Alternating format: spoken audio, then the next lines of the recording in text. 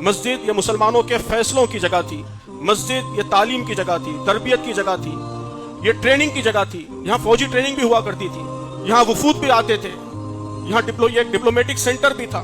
تو مسلمان سماج کا، مسلمان سوسائٹی کا یہ مکمل مرکز ہے. یہاں سے مسلمان سوسائٹی مکمل طور پر گورن ہوتی ہے، یہ ایک طرح سے ان کا ہیڈ کوارٹر ہے، ان کے سارے معاملات یہاں فیصل ہوتے ہیں.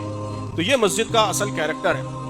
ہمارے تاریخ کے روشن ادوار میں مسجدیں ہمیشہ تعلیم کا مرکز رہی ہیں. امام مالک، امام شافعی جیسے فقہاء کرام ہوں، یا امام بخاری، امام مسلم جیسے محدثین ہوں، ان سب نے اپنی درس کی مسندیں مسجدوں ہی میں لگائی اور مسجدوں ہی میں سے انہوں نے محدثین پیدا کیے، فقہاء پیدا کیے. بعد کے ادوار میں جامعہ قرطبہ اور جامعہ دمشق یہ ہر طرح کے علوم و فنون کا مرکز بن گئے.